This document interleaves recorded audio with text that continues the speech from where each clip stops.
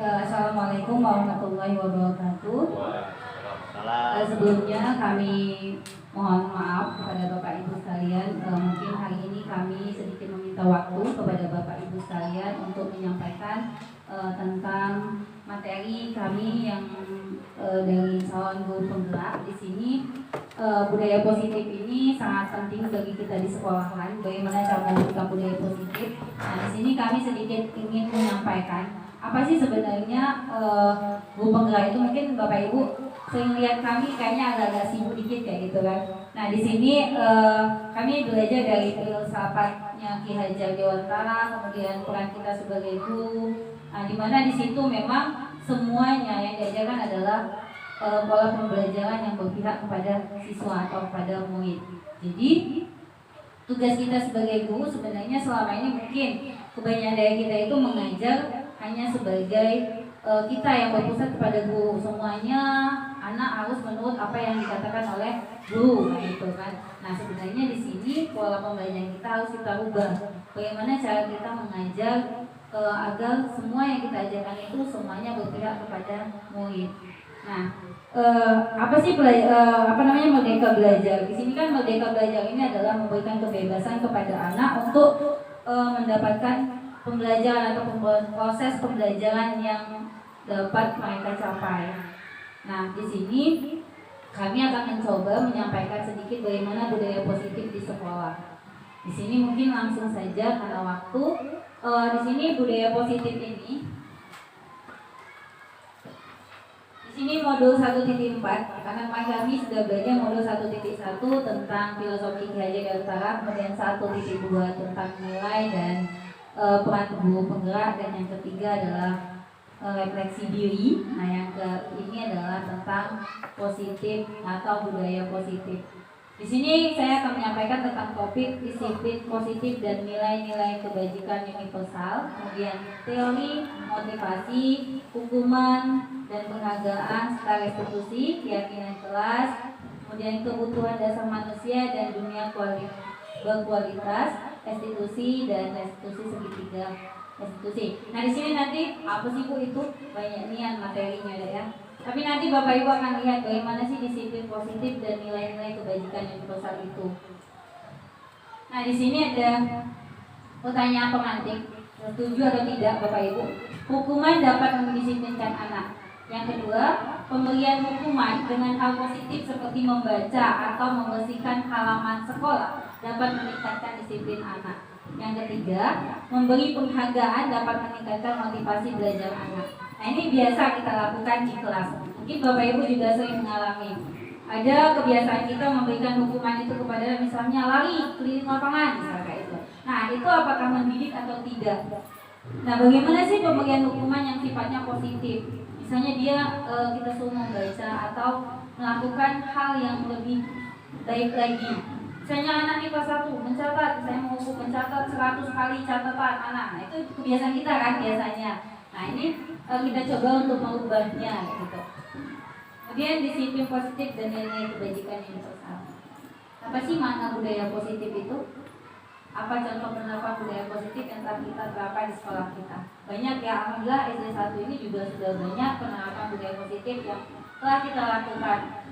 Misalnya menyambut siswa itu juga salah satu budaya positif, menerapkan 5S, senyum, salam, sapa itu juga sudah kita terapkan di sekolah.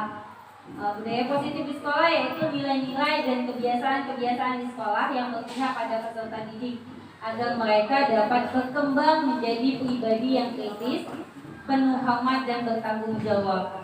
Nah, di sini sudah banyak yang sudah kita terapkan di sekolah kita, nilai-nilai dan kebiasaan, misalnya melaksanakan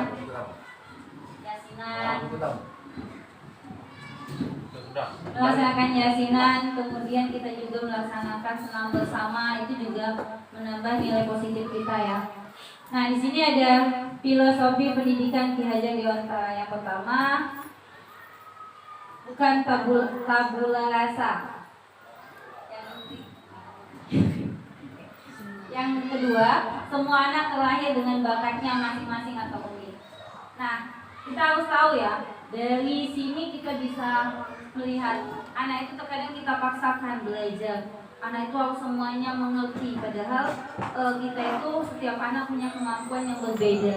Ada anak itu yang memang pintar secara IQ-nya, ada yang lambat, tetapi anak itu tidak bodoh.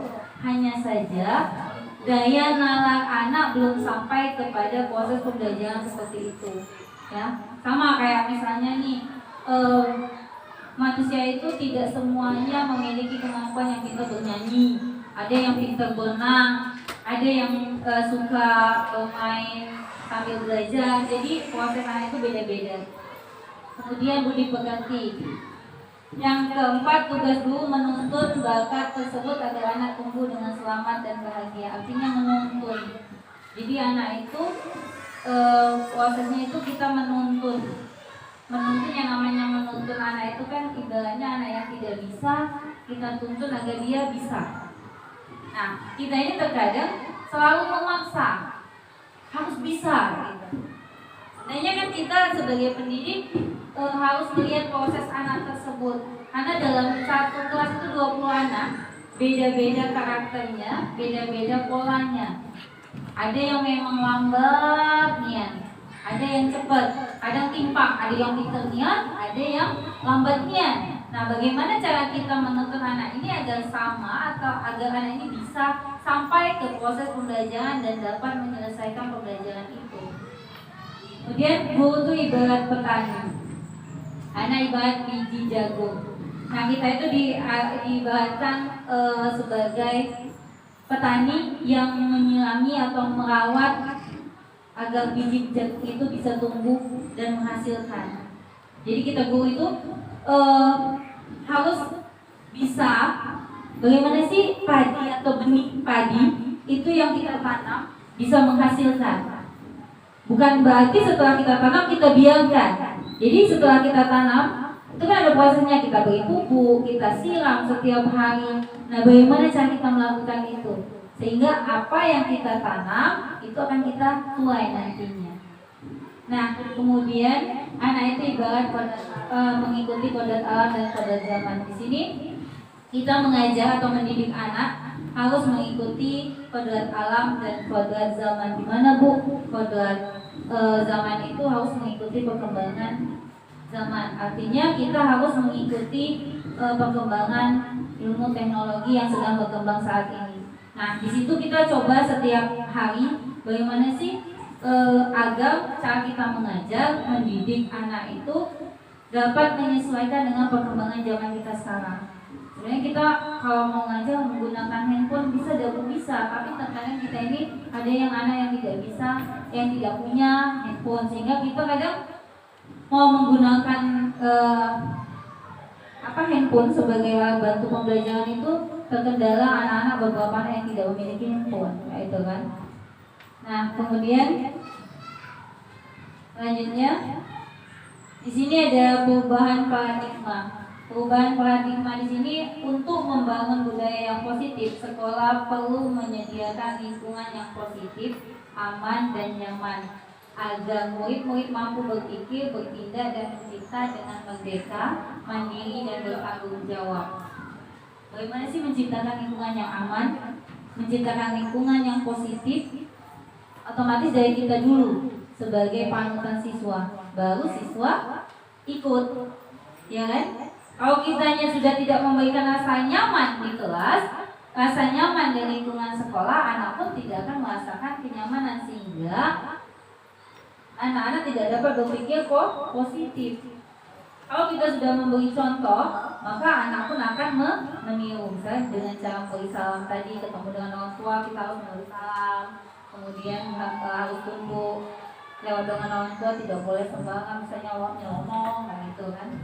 Kemudian di kelas, bagaimana cara menciptakan budaya positif? Misalnya kita membuat kesepakatan kelas. Ayo kita buat dulu kesepakatan kelas untuk pembelajaran hari ini. Apa kesepakatannya? Agar anak ketika belajar dapat mematuhi apa yang telah mereka sepakati. Yang kedua, lazimnya disiplin dikaitkan dengan kontrol. Dan hal ini kontrol guru menghadapi murid. Kadang kalau kita sudah masuk kelas, ekspresi kita sudah marah atau ekspresi kita sudah mengot, anaknya pasti aku kayak gitu nggak marah. Pasti kan gitu. Nah, timbullah anak itu kesannya rasa takut. Memang dengan rasa seperti itu, ayah anak pasti diem. Nah, itu yang salah dari pola kita. Dari awal kita masuk kelas saja, anak-anak sudah melihat, wih, ibu itu nggak marah pasti. Nah, itu sudah menimbulkan kesan yang negatif. Kalau anak sudah punya kesan positif, misalnya melihat ekspresi kita senyum, senang, kemudian kita menyapa anak dengan rasa menyapa anak, ayo hari ini ada yang tidak masuk, kenapa? Atau bisa kita langsung marah. Nah, itu anak akan menimbulkan kesan negatif terhadap diri kita. Ini perubahan paradigma kegiatan kepalan tangan. Di sini kadang ada contoh, di sini ada A dan B. Anda dan teman Anda.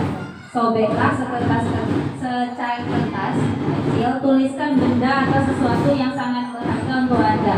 Letakkan di salah satu tangan Anda dan genggam benda atau sesuatu tersebut dengan segala daya. Buatlah sebuah kepalan. Teman Anda akan mencoba dengan sekuat tenaga dengan berbagai cara untuk meminta Anda memberikan benda tersebut. B. Bila membujuk, mengancam, menghagik, merayu, menyuap, apa saja agar dapat membuka kepalan tangan Anda. Apa yang terjadi? Nah, di sini misalnya nih ada A saya dan B Anda. Kemudian saya menuliskan secari kertas yang sangat di kepalan tangan kiri saya. Kemudian Bapak ingin meminta kertas yang ada di kepalan saya dengan cara merayu, terus mengancam, menghagik, kemudian menyuap, membujuk. Apa yang akan Bapak yang Anda lakukan? Misalnya, apakah Anda akan memberikan? Saya dengan disuap nih, Wika misalnya nih sama Bu Nonia. Wika punya sesuatu yang berharga di tangannya. Kemudian dengan berbagai cara, Bu Nonia tadi bilang, Wika, saya mau minta kertas yang sesuatu yang ada di kepala tangan Wika. Misalnya, aku kasih duit deh, atau aku kasih makanan gitu. Nah, apakah Bu Ika akan memberikan itu atau mempertahankan apa yang ada di kepala tangan Bu Ika? Nah, ini di sini anggap saja itu adalah isi guru mengontrol ya. Di sini ada perubahan paradigma teori kontrolnya. Saya di sini mungkin agak cepet ya, nggak apa-apa ya Bapak Ibu ya. Kita agak dicepet-cepetin saja. Nanti seolah yang lebih jelasnya lagi nanti kita lihat berikutnya. Perubahan paradigma teori kontrol, teori pilihan atau isi kontrol. Dari contoh tadi ya, di situ bisa kita lihat nih karakter atau apa yang akan terjadi kalau seandainya Bapak Ibu punya sesuatu yang berharga. Kemudian ada orang yang mau mintanya. Minta itu ada yang dengan cara merayu, ada yang cara menyuap, ada yang dengan cara memberikan hadiah yang lain. Pokoknya berbagai cara yang bisa dilakukan agar Bapak Ibu memberikan apa yang Ibu miliki. Nah, di situ bagaimana sih kontrol kita gitu? Ada yang Mungkin dengan dikasih sesuatu yang berharga mau ngasihin, ada yang tidak, ada yang berusaha mempertahankannya. Apapun yang terjadi, ini adalah sesuatu yang berharga bagi saya, maka saya harus mempertahankannya. Nah, di sini ada ilusi guru mengontrol. Satu, murid, ilusi bahwa kritik dan membuat orang merasa bersalah dapat menguatkan karakter. Ilusi bahwa semua penguatan positif efektif dan bermanfaat. Ilusi bahwa orang dewasa memiliki hak untuk memaksa. Memaksa kan kalau minta, pokoknya manusianya orang minta, aku mau dapat itu. Apakah makna disiplin? Di sini disiplin dalam bahasa Latin artinya belajar. Makna asal dari kata ini berkonotasi dengan disiplin diri dari murid-murid. Ini bahasa dari Socrates dan Plato ya. Kemudian disiplin diri membuat orang menggali potensinya menuju sebuah tujuan apa yang dia hargai. Namun dalam budaya kita makna kata disiplin telah berubah menjadi sesuatu yang dilakukan seseorang pada orang lain untuk mendapatkan kepatuhan. Kecenderungan umum adalah menghubungkan kata disiplin dengan ketidaknyamanan, bukan dengan apa yang kita hargai atau pencapaian suatu tujuan mulia. Disiplin, jadi kalau misalnya disiplin kita itu ada yang keterpaksaan. Misalnya nih, ada yang jam 7 sekian, ada yang terlambat. Mungkin saya juga tidak disiplin ya. Nah, mulai dari ini mungkin belajar sedikit demi sedikit untuk belajar disiplin. Kenapa?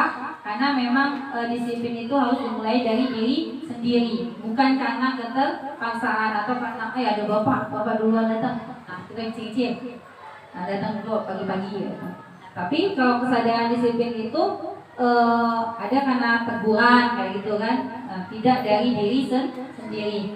Nah, disiplin ini harus kita pupuk dari diri kita. Kalau kita sudah disiplin, insya Allah kedepannya akan lebih baik lagi. Nilai-nilai kebajikan universal di sini yang pertama, setiap perilaku atau perbuatan memiliki suatu tujuan. Itu berdasarkan dari Dr. William Glasser pada teori kontrol tahun 1984.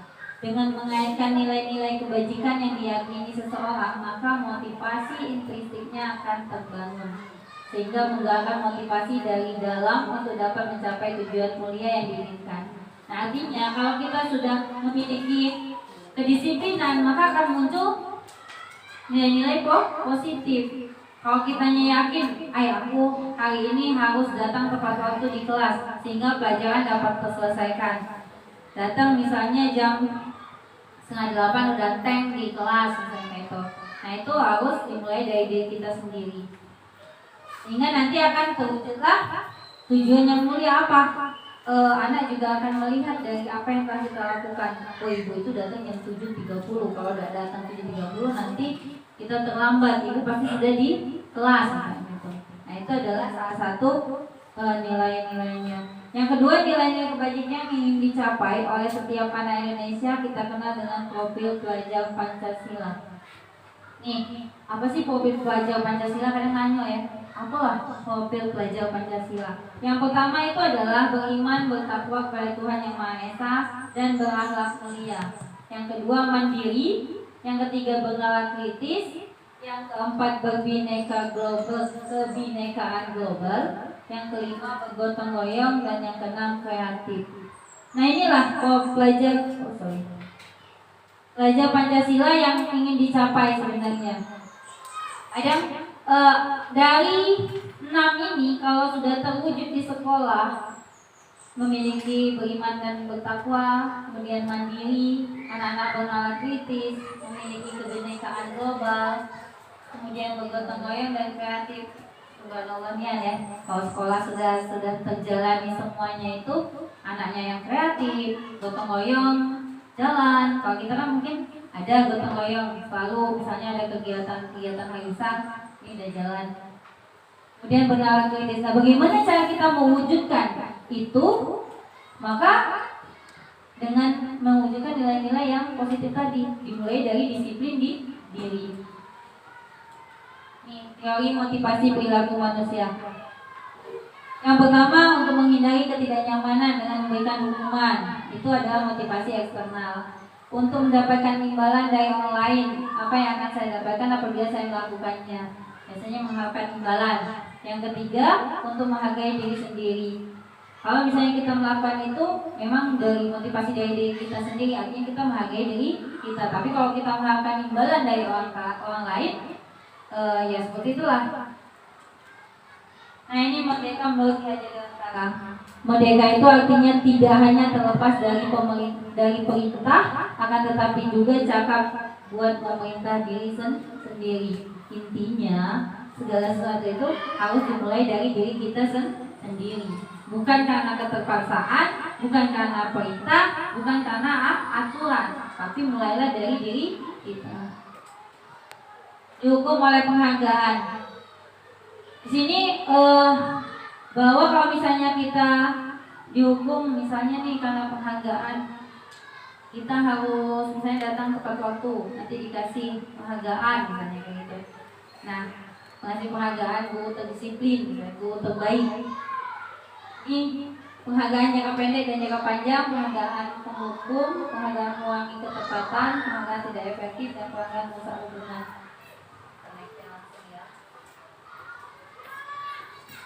Di sini dalam memberikan apresiasi atau pengakuan perlu diingat beberapa hal. Memberi pengakuan secara khusus, di sini merupakan bentuk program kebajikan atau apresiasi. Beri pengakuan kepada semua murid secara bergantian, beri pengakuan secara konsisten, fokus pada proses. Di sini kita lanjut saja. Contoh pengakuan apresiasi kebajikan misalnya nih. Misalnya Bapak Ibu ngasih apresiasi pada murid kemarin, saya perhatikan si A sepertinya belajarnya agak lesu, kemudian tidak ada semangat. Nah, di situ nilai kebajikannya apa? Ada rasa empati besar sekali. Oh, ibu ini perhatian ya sama aku. Anak juga akan berusaha mengubahnya. Kemudian situasinya di situ kan pada saat menemui baru di kelas kita, anak ini juga akan timbul apa ya? Merasa dirinya diperhatikan dan dihargai gitu. Walaupun dia nakal, kalau misalnya kau ini ngapo, nggak masuk misalnya itu kan. Nah itu kan sudah timbul apa ya? Ada kesan anak jadinya takut gitu. Tapi kalau kita memberikan perhatian, anak tadi juga akan merasa, besok aku nak sekolah misalnya, saya tidak masuk. Kemudian di sini saya menghargai, ada bentuk kepedulian. Kemudian mengucapkan terima kasih di situ untuk rasa tanggung jawab kita.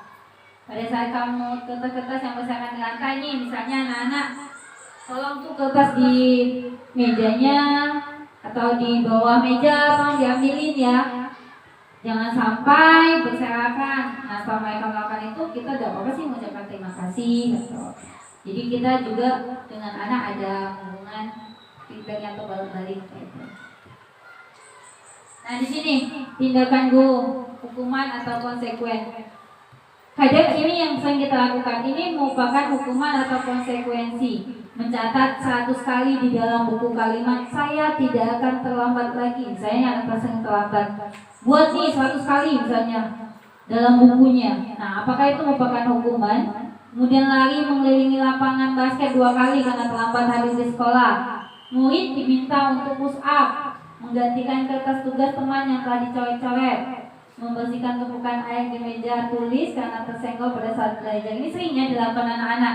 Nah, kadang kita tidak sadar kita memberikan hukuman kepada anak, tapi di sini ada konsekuensi yang lain. Selain memberikan hukuman ini, ada konsekuensi yang bisa kita lakukan selain itu. Misalnya memberikan hukuman yang lebih bermanfaat atau lebih berefek pada si anak.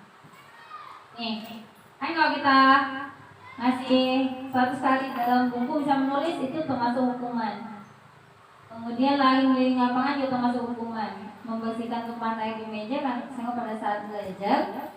Di sini konsekuensinya, artinya ini sebenarnya kalau sudah kebiasaan di kelas atau kesepakatan kelas, biasanya anak-anak akan lebih disiplin atau penerapannya akan lebih baik. Di sini salah satu beberapa bentuk hukuman ya, sesuatu yang menyakitkan harus terjadi. Kalau hukuman, bentuknya hukuman itu akan menimbulkan efek kepada si anak, misalnya akan menimbulkan rasa sakit hati. Misalnya push up nih 100 kali, nanti timbul di hati itu, bapak itu mau push up kaki aku sakit, badan aku sakit. Nah, itu akan menimbulkan rasa sakit hati. Kemudian anak membenci kedisiplinan. Kalau tidak kita mulai dari sekarang, kadang nih anak, kau bersih WC misalnya kayak gitu kan, nanti dia akan pasti benci, bapak itu selalu kapan aku ini ngasih hukuman ini kayak gitu. Nah, kemudian mendorong anak menyakiti diri sendiri, adanya keterpaksaan, kemudian konsep diri yang buruk, anak belajar untuk menyembunyikan kesalahan, timbul rasa marah, rasa bersalah, dipermalukan dan merasa tak dihargai. Ada kalau misalnya kita ini kebiasaannya tanpa sadar, misalnya nih, sini kamu marah-marah di depan anak-anak yang lain, itu akan timbul rasa malu di dalam diri anak itu. Ya, nah muncullah rasa anak itu jadi minder. Nah itu efeknya. Tapi kalau misalnya kita membuat kesepakatan, misal di kelas nih, anak harus tidak boleh berjalan ketika kita belajar. Nah itu sudah konsekuensi atau kesepakatan kelas. Nah itu dilakukan anak tidak dengan keterpaksaan, tapi karena sudah kesepakatan dalam kelas, maka anak akan menjalankannya dengan sesuai kesepakatan tadi. Misalnya nih, anak kalau ada sampah di dalam kelas, di meja atau di bawah, silakan diambil tanpa harus diperintah. Anak akan melakukannya tanpa terpaksa, tanpa disuruh. Kalau melihat pasti anak akan melaksanakannya. Nah di situ anak akan menghargai disiplin, kemudian stimulus tanggapannya, anak juga akan dengan kesadaran sendiri, kemudian menolong anak agar mudah menyesuaikan diri, konsep diri yang baik. Anak belajar untuk mematuhi peraturan, kemudian kehilangan hak, dibuat tidak nyaman, diasingkan untuk sementara. Ini maksudnya, maksudnya pada saat anak melakukan konsekuensi di kelas, itu semua akan timbul kesadaran dari diri anak itu sendiri tanpa ada paksaan. Apa itu restitusi? Nah, restitusi ini adalah proses menciptakan kondisi bagi murid untuk memperbaiki kesalahan mereka, sehingga mereka bisa kembali pada kelompok mereka dengan karakter yang lebih kuat. Restitusi juga merupakan proses kolaboratif yang mengajarkan murid untuk mencari solusi dalam masalah mereka dan membantu murid berpikir tentang orang seperti apa yang mereka ingin menjadi tujuan mulia dan bagaimana mereka harus memperlakukan orang lain. Ini kalimatnya mungkin baru ya, apa sih restitusi? Nah di sini ada beberapa bentuk hukuman. Kemudian ada konsekuensi dan restitusi. Di sini Bu, sebenarnya untuk mewujudkan restitusi ini adalah salah satunya dengan membuat kesepakatan kelas. Kesepakatan kelas itu seperti apa sih? Setiap hari sebenarnya, setiap hari kita mau belajar, anak itu buat dulu kesepakatan kelas. Misalnya nih pelajaran matematika, apa yang harus kita sepakati hari ini? Satu, misalnya anak buat dulu, tidak boleh keluar masuk selama pelajaran dimulai. Kedua, anak tidak boleh jalan-jalan ketika guru menjelaskan pelajaran. Yang ketiga, tidak boleh anak membuli atau ngomong ketika ada teman yang menyampaikan saran atau pendapatnya. Nah, itu boleh kita lakukan untuk membuat konsekuensi di kelas atau kesepakatan kelas. Tapi kalau misalnya hukuman, misalnya nih, kalau misalnya anak ada yang membuat kesalahan, anak harus misalnya ada yang keluar tanpa izin, anak harus membersihkan WC. Itu kesepakatan, bukan keterpaksaan. Kalau misalnya mereka buat, iya udah apa-apa, mereka buat hukuman saya itu, berarti mereka galak. Nah berarti kalau dia ada yang keluar tanpa izin, dia bersih ke WC, artinya itu sudah kesepakatan kelas. Gak apa-apa. Kecuali kalau kita, kamu keluar masuk ya, harus bersihkan WC. Nah itu hukuman dari kita ya, bukan kesepakatan. Ini ada 9 ciri-ciri restitusi. Yang pertama, bukan untuk menebus kesalahan, namun untuk belajar dari kesalahan. Yang kedua, memperbaiki hubungan. Yang ketiga, tawaran bukan paksaan. 4, restitusi menuntun untuk melihat ke dalam diri anak. Yang kelima, restitusi mencari kebutuhan dasar yang mendasari tindakan. Restitusi diri adalah cara yang paling baik. Yang ketujuh, restitusi fokus pada karakter bukan tindakan. Yang kedelapan, restitusi fokus pada solusi. Yang sembilan, restitusi mengembalikan murid yang berbuat salah pada kelompoknya. Nah ini keyakinan kelas. Mengapa tidak peraturan saja? Mengapa harus keyakinan kelas? Peraturan di sekolah memang boleh, tapi ditambahi dengan peraturan sekolah itu keharusan ya. Misalnya anak memakai baju putih merah Senin Selasa, Rabu Kamis batik. Nah itu aturan dari sekolah. Tapi keyakinan kelas itu juga harus kita buat agar anak lebih patuh dan lebih menyadari apa yang mesti mereka lakukan. Nih, dari peraturan kelas itu nanti akan muncul keyakinan kelas. Lalu tercipta lingkungan yang positif, muncullah budaya positif. Nah, peraturan kelas ini dari yang terkecil. Mulai dari peraturan kelas, kalau kitanya yang anak kita guru kelas yang ada di kelas. Jadi kita yang harus membuat peraturan di kelas. Selain dari peraturan sekolah. Misalnya anak nih kadang ada yang dari rumah tadi tidak pakai kaos kaki. Ada tuh di kelas saya contohnya, Bu kita buat peraturan siapa yang tidak pakai kaos kaki nanti kita suruh bersihkan samping kelas. Ada yang tidak pakai kaos kaki, malah ada yang pakai sendal dari rumah. Boleh pakai sendal, tapi pakai sepatu dulu dari rumah. Pas di kelas baru pakai pakai kaos kaki, tapi mau keluar baru pakai sendal. Bukannya dari rumah pakai sendal. Itu salah.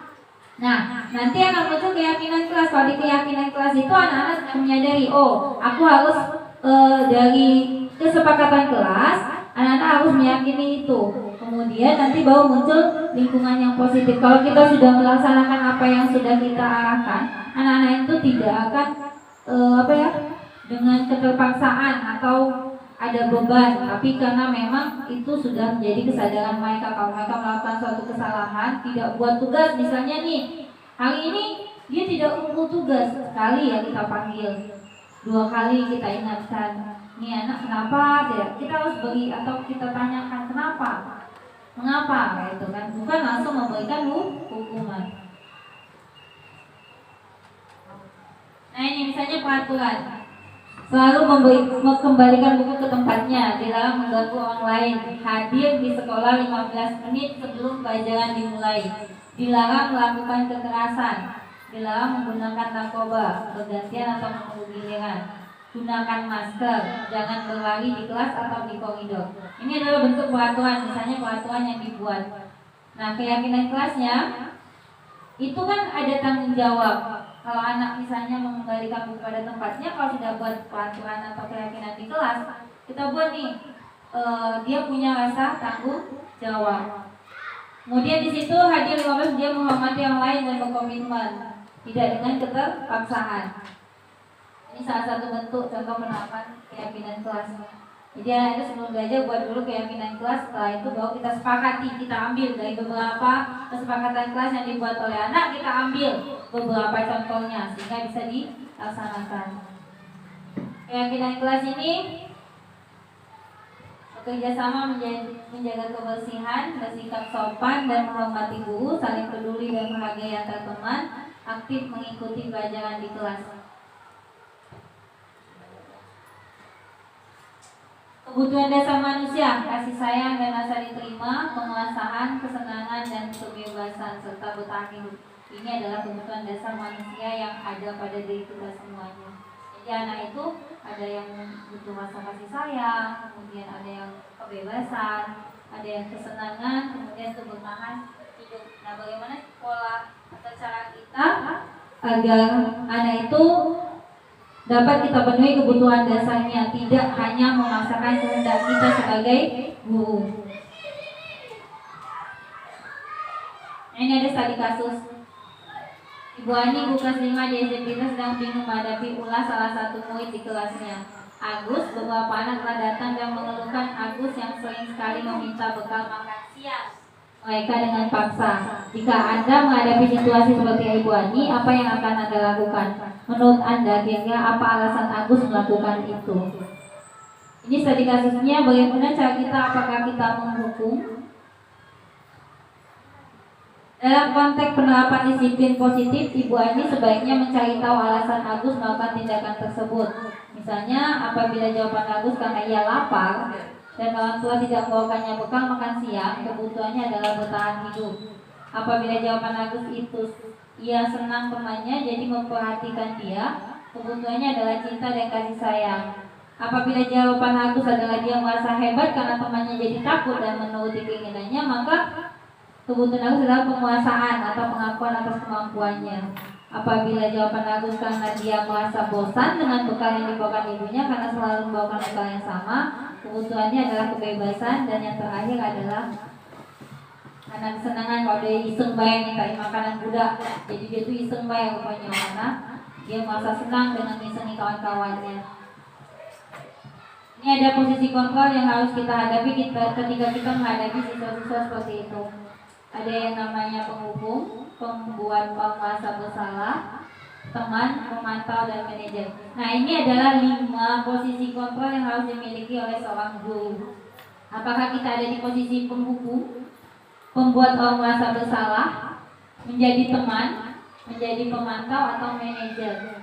Kalau kita menjadi penghukum, kita pasti langsung menghargai, kau ini tiap hari minta kawan makanan.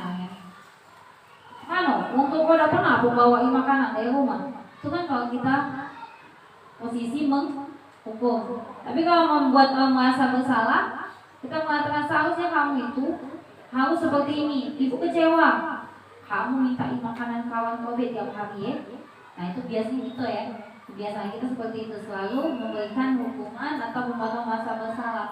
Kalau kita menjadi teman, membuatkan alasan-alasan untuk muridnya. Misalnya nih, dia ini bu tidak bawa itu karena si A ini mungkin ibunya itu udah kasih duit beli ke makanan dia, jadi dia ini tidak bawa bekal. Misalnya kita sebagai walinya ya. Nah, kemudian sebagai pemantau menghitung dan mengukur. Di sini pemantau menghitung dan mengukur. Misalnya melihat si anak tadi, memang dia aja itu, memang budaknya niat itu. Nah itu biasanya kita gak baca itu ya. Tapi kalau kita sebagai manajer mengajukan pertanyaan dulu, tanya dulu, kenapa si Agus tadi gak bawa makanan? Apa Agus dapat ini duit dari makanan atau apa? Tanyakan alasan dia melakukan itu. Pasti ada alasan kenapa. Ya. Nah di sini yang paling bagus ada posisi kontrolnya bagi kita adalah manajer ya. Kalau misalnya penghukum ini kita lah biasa nih yang kita lakukan, selalu menghargai anak, ngomongin anak. Nah yang bagus itu ada posisi manajer. Nah di sinilah yang mesti kita dituntut untuk bisa menjadi manajer ini, yang caranya. Nah berlemah lembut dengan anak, menanyakan alasan anak. Ngapain deh kalau selalu tidak masuk itu? Pasti kita selalu, kalau dasar malasnya nih. Nah itu biasa kita kali ya. Nah ini nak dia ubah, pola pemikiran ini nak dia ubah. Nah di sini misalnya pernyataan, saya kecewa sekali dengan kamu. Kamu tidak pernah benar melakukannya. Ayo lakukan demi ibu. Ini salah satu posisi tadi ya, posisi kontrol. Saya kecewa sekali dengan kamu. Nah ini siapa yang mengatakan? Biasanya ini membuat kamu merasa bersalah. Kita sebagai guru misalnya, ibu kecewanya dengan kau.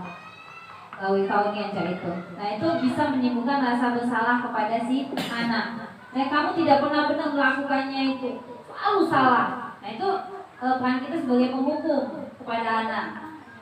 Kalau misalnya kita, apakah kamu mendapatkan stiker bintang hari ini? Kita tuh stiker bintang itu bu ya. Misalnya nih anak melakukan satu kebaikan nih hari ini, saya kasih 1 stiker, 2 kebaikan 2 stiker. Nah itu biasanya ada. Kalau bu yang kreatif itu setiap kelasnya menyiapkan stiker pada anak. Misalnya hari ini tanyai apa perbuatan baik yang sudah kamu lakukan. Bu, saya hari ini nolong si A karena jatuh dari sepeda, dapat 1 stiker misalnya itu. Nah kalau misalnya dia mendapatkan stiker itu berarti kita sebagai pemantau. Bagaimana kamu bisa menyelesaikan masalah ini?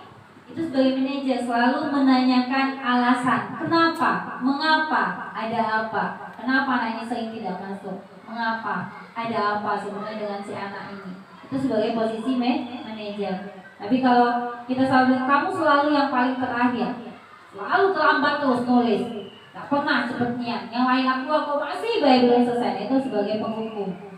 Biasanya itu segitiga restitusi. Ini yang terakhir. Segitiga restitusi ini adalah nilai apa yang telah kita sepakati. Kamu ingin menjadi orang seperti apa?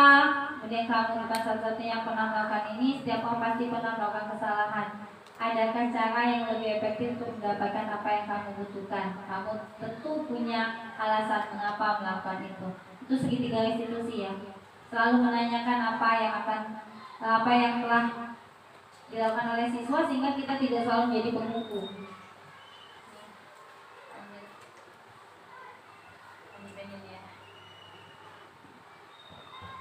Di sini sebenarnya intinya di sini Bu, kita itu harus menjadi manajer. Intinya di sini kita tidak hanya sebagai penghukum, pemantau, kemudian membuat rasa bersalah kepada anak, tetapi kita usahakan bagaimana sih kita sebagai guru menjadi manajer kepada anak yang tidak hanya sebagai penghukum. Tidak buat tugas kita hukum, tapi tanyakan dulu, kenapa sih kamu tidak buat PR? Hari ini kayaknya kau nulis lambat niat, bukan hanya sekedar marah, kayak tanda Bu. Jadi kita dituntut seperti itu. Intervensi 30 detik. Di sini intervensi buat kita, apakah kamu ingin berbuat lebih baik? Apakah saat ini kamu sudah menjadi orang yang sedang kamu inginkan?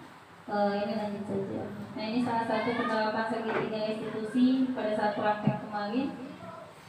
Ada 2 anak yang saya tanyakan, selesai. Terima kasih. Mungkin nanti yang lebih jelasnya Bu Nina yang lebih banyak ya, karena dia banyak materinya. Mungkin saya tutup dulu kegiatan ini dengan wassalamualaikum warahmatullahi wabarakatuh.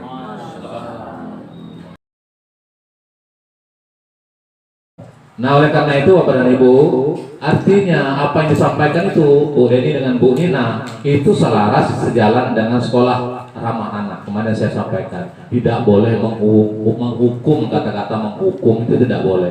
Yang menghukum, berhak menghukum itu adalah tugas penegak hukum, misalnya polisi. Kalau kita hanya memberikan perbaikan-perbaikan, bagaimana cara kita untuk bersama-sama memperbaiki anak-anak kita itu mungkin melakukan kesalahan sehingga kita berjuang bersama-sama. Tetapi Bapak dan Ibu, saya selalu menyampaikan baik itu dengan kepala dinas dan sebagainya, kemudian dengan orang-orang yang menurut kami pengamat pendidikan yang lebih daripada kita cara berpikirnya. Menurut kami kata kuncinya satu, biarpun dirubah bagaimanapun bentuk kurikulumnya, kalau hati nurani kita, hati nurani para guru khususnya se-Indonesia ini memang tidak mau ada perubahan, macet. Habis itu macet itu. Tapi kalau ada kemauan, biarpun sedikit pasti ada perubahan. Oleh karena itu, ayo kita ikhlaskan kegiatan kita, baik itu mengajar, disiplin kita, jangan karena apa-apa, yang penting kita berikhtiar untuk memberikan yang terbaik. Salah satunya nanti itu menjadi amal ladang pahala kita. Dan mari kita bersama-sama Bapak dan Ibu sedikit demi sedikit, biarpun di dalam tidak menerima, biarpun mungkin kurang menerima, berikan perubahan pembelajaran di kelas Bapak dan Ibu. Biarpun sedikit, tidak usah banyak-banyak, sedikit-sedikit baik. Rubah cara kita, mindset kita, cara kita mengajar. Bagaimana kalau biasanya kita hanya menerangkan saja, kemudian anak disuruh mencatat, maaf 1000 kali maaf, mungkin gurunya main HP, kemudian nanti baru disuruh kumpul, selesai, seperti itulah. Bertahun-tahun seperti itu. Ayo Bapak dan Ibu, selama kita masih jadi tenaga pendidik, ayo kita rubah. Paling tidak kita berikan sesuatu yang baru kepada anak-anak kita, kepada peserta didik kita di kelas. Kita berikan pembelajaran dalam bermain, karena kita ada alat-alat pembelajaran. Ayo kita buat, boleh anak-anaknya boleh diajak keluar, boleh diajak kemana-mana di dalam lingkungan ini supaya memberikan sesuatu yang baru. Tetapi itu salah satu daripada upaya kita untuk memberikan suatu perubahan. Sebenarnya kurikulum merdeka ini laki tegak loh. Yang kita ngajak ngomongnya sopan-sopan, kemudian ayo kamu selalu dengan guru kita hormati, itu salah satu profil Pancasila, gerakan Pancasila 5P. Jadi semuanya sudah kita pelajari, semuanya sudah kita paling tidak sudah pahami sedikit, tetapi tinggal lagi mau ataukah tidak kita melaksanakan itu di kelas kita masing-masing. Itu kata kuncinya. Kalau itu sudah ada kata kuncinya di dalam hati kita masing-masing, biarpun sedikit pasti ada perubahan. Tetapi kalau kegiatan seperti ini salah satunya dalam hati kita tidak menerima, ya awak semua guru-guru kami ini bukan Tegal jadi guru nih Malang, tolong buang jauh-jauh seperti itu. Saya beberapa kali tadi mencatat apa yang disampaikan, itu menjadi tambahan ilmu bagi saya bahwa benar seperti itu. Jadi maksud saya tidak memandang siapa, kalau memang ilmu itu bermanfaat ambil Bapak dan Ibu, seperti itu. Jadi sekali lagi tolong kita ciptakan guru dan siswa itu adalah teman belajar. Bagaimana teman belajar artinya mengasihkan. Bagaimana kita mengajak anak-anak kita berdiskusi, bagaimana mengajak anak-anak kita membuat sesuatu pembelajaran yang lebih kreatif, tetapi tidak membuat modal yang begitu besar, bermacam-macam. Maksud saya sehingga menjadikan suatu perubahan di dalam mengajar kita. Kita sementara ini kita berikan pelan-pelan baik, jangan banyak-banyaknya, kaget terjun pulau kalau lah banyak-banyak. Mungkin kita buat alat peraga, kemudian kita ajak bermain, tapi tanpa disadari anak-anak itu yaitu memancing motoriknya untuk kecerdasan dia, tetapi dalam bermain. Maksud saya berikan perubahan sesuatu. Iya, jangan dibagikan buku, buka halaman anu, mudah-mudahan di sini tidak ada. Buka halaman anu, catat ibu ada gawe, tidak ada dan itu, iya. Atau ibunya di mana, ataupun duduk di depan baik seperti itu. Mudah-mudahan sini tidak ada. Ayo sedikit demi sedikit kita berikan perubahan tentang pendidikan ini. Siapa lagi yang memberikan perubahan itu kalau tidak kita? Kemudian kata kuncinya tadi disiplin. Semuanya kalau tidak disiplin itu biasanya tidak akan tercapai apa yang kita harapkan. Contoh misalnya tadi disampaikan bahwasanya datangnya pagi pada jam piket, pada upacara, kemudian pada hari Jumat, kemudian sana itu tidak usah ada pemain kita biasanya lado Pak Amir misalnya, tidak usah seperti itu Bapak Ibu. Gerakkan dalam hati kita bahwa pada saat itu upayakan supaya kita datang pagi, ya karena kita memberikan tauladan kepada anak-anak kita.